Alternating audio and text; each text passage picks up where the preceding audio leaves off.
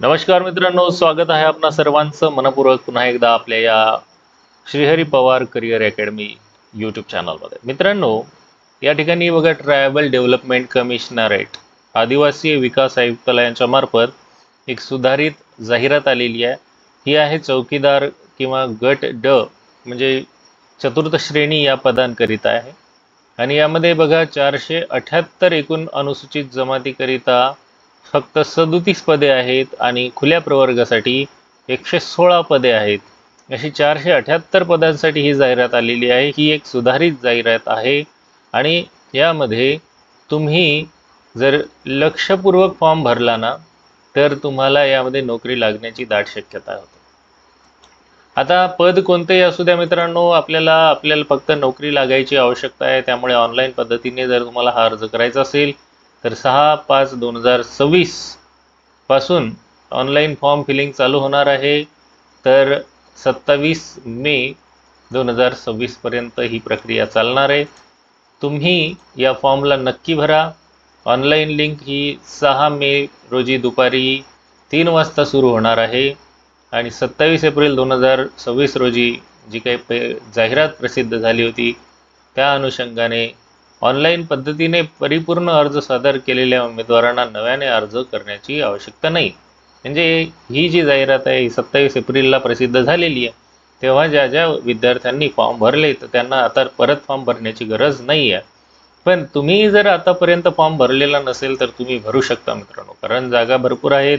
Open कॅटेगरीच्या उमेदवारांकरता आहे बघा, परीक्षेचा दिनांक, वेळ, केंद्र प्रवेशपत्रामध्ये नमूद केले जाईल आणि जो काही संभाव्य बदल असेल तो वेळोवेळी या वेबसाईटवर तुम्हाला पाहायला मिळणार आहे. ऑनलाईन अर्ज करण्याची पद्धत, ऑनलाईन अर्ज सादर करण्यासाठी या वेबसाईटला आपल्याला भेट द्यायची आहे. तसेच चौकीदार पदाची प्रकल्पनिहाय भरायची जी काही पदं आहेत, पदाचा तपशील आहे, त्याला असणारी वेतन श्रेणी आहे, विहित वयोमर्यादा आहे, त्यामध्ये कोणती शिथिलता आहे, निवड पद्धती, सर्वसाधारण अटी, त्यानंतर शैक्षणिक अर्हता, सामाजिक व समांतर आरक्षण, तसेच आरक्षणाच्या बाबतीत ज्या काही तरतुदी आहेत, पदाचा ऑनलाईन परीक्षेचा जो अभ्यासक्रम आहे, परीक्षा शुल्क आहे, ते सर्व तुम्हाला कुठे पाहायला मिळणार आहे? याच वेबसाईटवर. तुम्ही याला क्लिक केलं की तुम्हाला ते भेटणार आहे. स्पर्धात्मक परीक्षा स्थगित करणे वगैरे हे सगळे त्यांचे अधिकार आहेत. बघा इथे तुम्हाला जागा दिलेल्या आहेत. प्रकल्प अधिकारी एकात्मिक आदिवासी विकास प्रकल्प राजूर, तालुका अकोले, जिल्हा अहिल्यानगरचं आहे मित्रांनो. पद आहे चौकीदार आणि वेतन बघा ना, 15,000 रुपयापासून ते 47,600 रुपयापर्यंत. तर हे इतर प्रायव्हेट ठिकाणी काम करत बसल्यापेक्षा या ठिकाणी तुम्हाला वेतन चांगलं मिळणार आहे मित्रांनो. आणि कामही काही असे तुम्हाला लाजिरवाणे करावे लागणार नाही आहेत मित्रांनो. तुम्हाला त्यामध्ये सन्मानपूर्वकच वागणूक मिळणार आहे. पदांची संख्या इथे बघा, अनुसूचित जातीला 4, भज ब 1, भज क 2, विमुक्त मागास प्रवर्ग 1, इतर मागास प्रवर्ग 3, EWS 2, SCBC 2 आणि असे 15 आहेत आणि ओपनचे 4 आहेत. एकूण 19 जागा आहेत मित्रांनो. यामध्ये समांतर आरक्षण खाली दिलेलं आहे. महिलांना किती राहणार आहे? खेळाडू, माजी सैनिक, अंशकालीन, प्रकल्पग्रस्त, दिव्यांग यांना अशा प्रकारची जागा रिझर्व राहणार आहेत. आता हे धुळे आहे बघा, प्रत्येक जिल्ह्याचे आहेत. इथे धुळे जिल्ह्याच्या जागा दिलेल्या आहेत. त्यानंतर नंदुरबार आहे, त्याच्यानंतर नाशिक आहे, त्याच्यानंतर नंदुरबार आहे, त्याच्यानंतर या ठिकाणी कळवण जिल्हा नाशिक आहे. त्यानंतर तुम्ही बघा या ठिकाणी यावल जिल्हा जळगाव आहे. त्यानंतर आंबेगाव पुणे जिल्हा आहे. शहापूर जिल्हा ठाणे आहे. पुणे, पेन जिल्हा रायगड आहे. तर जिल्हा कुठलाही असू द्या मित्रांनो, तुम्हाला परीक्षेचं केंद्र तुमच्या पद्धतीने निवडता येईल. पालघरला जागा आहेत, नोकरी आहे, तर त्यामुळे तुम्ही कुठेही महाराष्ट्रातही जॉब करू शकता. कोणत्याही जिल्ह्याला जो तुम्हाला सोयीचा वाटतो, जिथे तुम्हाला ह्या जागा जास्त वाटतात किंवा आपल्याला एकच जागा पाहिजे, त्या हिशोबाने अभ्यासक्रम देखील काही कठीण नाही आहे मित्रांनो. ह्या जागा भरपूर आहेत. 478 एकूण जागा आहेत. त्यापैकी जे काही ट्रायबल कम्युनिटीचे विद्यार्थी आहेत त्यांना केवळ 37 आहेत. बाकीच्या सर्व ह्या इतर कॅटेगरीच्या उमेदवारांकरिता राखीव जागा आहेत. ही जी जाहिरात आहे ही तुम्हाला मी आपल्या चॅनलच्या टेलिग्राममध्ये देतो मित्रांनो. व्हिडिओच्या डिस्क्रिप्शनमध्ये टेलिग्राम चॅनलला जॉईन करू शकता तुम्ही आणि त्या टेलिग्राममध्ये तुम्हाला ती लिंक मिळून जाईल. त्यामध्ये तुम्ही ही PDF पाहू शकता. बघा ना, आता या ठिकाणी काय दिलेलं आहे, सर्व अटी व शर्ती पहिल्यासारख्याच असतील. या ठिकाणी अटी व शर्ती तुम्हाला वाचायला मिळणार आहेत. खेळाडूच्या संदर्भातलं आरक्षण, दिव्यांग संदर्भातील आरक्षण, अनाथ आरक्षण, माजी सैनिकाकरिता आरक्षण. जर तुम्ही या समांतर आरक्षणामध्ये असाल तर प्रकल्पग्रस्त, भूकंपग्रस्त, पदवीधर, अंशकालीन कर्मचारी है ना, या सर्वांच्या आरक्षणाच्या संदर्भात काही नियम आणि अटी दिलेल्या आहेत. पात्रता काय आहे पहा, तुम्ही महाराष्ट्राचे रहिवासी असावेत, भारताचा नागरिक असावेत. त्यानंतर 18 वर्ष, जास्तीत जास्त 38 वर्ष. पहा इथे वयाची अट आहे मात्र इथे दिलेली आहे, खुल्या प्रवर्गासाठी 38 वर्षापेक्षा जास्त नसावा. जर तुम्ही मागासवर्गीयांमधून असाल तर तुम्हाला पहा इथे 43 वर्षापर्यंत तुम्हाला जास्त वयोमर्यादा दिलेली आहे. तुम्ही देखील अर्ज करू शकता. यामध्ये खेळाडूंना देखील कमाल वयोमर्यादा 43 दिलेली आहे. माजी सैनिकांना मात्र थोडी जास्त आहे, 45 वर्षापर्यंत शिथिल आहे. अनाथ जी उमेदवार आहेत त्यांना 43 वर्ष आहे. अंशकालीन उमेदवारांना जे काय 55 वर्षापर्यंत आहे. पहा मित्रांनो, याचं पेमेंट पहा ना, 15,000 ते 47,600 चांगलं आहे. काय की SC तुम्हाला फक्त 10वी पास पाहिजेत. ज्या माध्यमिक शालांत प्रमाणपत्र परीक्षा SSC उत्तीर्ण केली आहे तो प्रत्येक उमेदवार ही परीक्षा देऊ शकतो. 10वीची परीक्षा पास असलेलीची अट आहे. निवड प्रक्रिया कशी दिलेली आहे या ठिकाणी तुम्ही वाचू शकता. निवडीची पद्धत दिलेली आहे. कम्प्युटर पाहता हे महत्त्वाचं जे आहे ते सांगतो तुम्हाला. यामध्ये सर्व पदासाठी मराठीमधून संगणक प्रणालीद्वारे ऑनलाईन वस्तुनिष्ठ बहुपर्यायी स्वरूपातील परीक्षा घेण्यात येणार आहे. जिल्ह्याच्या मुख्यालय होणार आहे. पहा हे सर्वात महत्त्वाचं आहे. ही जी परीक्षा आहे ही ऑनलाईन होणार आहे आणि तुम्हाला तुमच्या जिल्ह्याच्या ठिकाणी ही परीक्षा देता येणार. त्याच्यानंतर ही जी कम्प्युटर बेस ऑनलाईन एक्झाम आहे ना, तर या परीक्षेत जे काही तुम्हाला गुण मिळतील त्याच्यानुसार तुमची मेरिट लिस्ट लावण्यात येईल आणि तुम्हाला गुणवत्ता यादीमध्ये येण्यासाठी 45% गुण घेणं मात्र आवश्यक असणार आहे.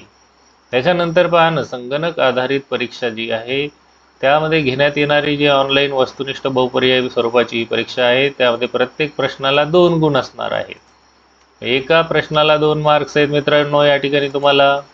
त्याच्यामुळे जेवढे प्रश्न असतील तर त्याला 2 गुणीला केले की तुम्हाला टोटल मार्क्स कळणार आहेत. बघा या ठिकाणी मी हायलाईट करून तुम्हाला दाखवतो. ज्या पदांसाठी शारीरिक व व्यावसायिक चाचणी आवश्यक नाही अशा पदांकरिता उमेदवारांची निवड संगणक आधारित कम्प्युटर बेस एक्झाम घेण्यात येणारी ऑनलाईन परीक्षा मराठी, इंग्रजी, सामान्य ज्ञान व बौद्धिक चाचणी या विषयाकरिता प्रत्येकी 50 गुण ठेवलेले आहेत. असे एकूण 200 गुण आहेत. पहा मराठीला 50, इंग्रजीला 50 झाले 100, सामान्य ज्ञान 50 गुण आणि बौद्धिक चाचणीला 50 गुण. हे जर गुण आहेत तर म्हणजे प्रश्नांची संख्या अर्धीच होणार आहे. 50 50 50 50 200 गुण झाले आहेत म्हणजे इथे तुम्हाला 25 25 25 25 असे 100 प्रश्न येणार आहेत. इथे बघा हे आधारित ऑनलाईन परीक्षेचा जो अभ्यासक्रम आहे पहा इथे दिलेला आहे. पदनाम, लेखी परीक्षा एकूण गुण आहे 200, पदनाम आहे चौकीदार. मराठीसाठी 50 गुण आहेत.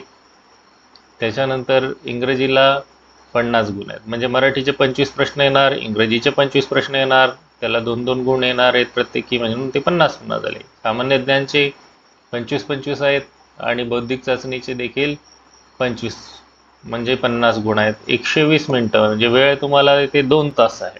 100 प्रश्न आहेत आणि 120 मिनिटं आहेत म्हणजे वेळ देखील सफिशियंट आहे. ओपन कॅटेगरीसाठी 1000 रुपये परीक्षा शुल्क आहे आणि ज्या काही मागासवर्गीय आहेत त्यांना 900 रुपये म्हणजे 10% सूट त्यांना देण्यात आलेली आहे.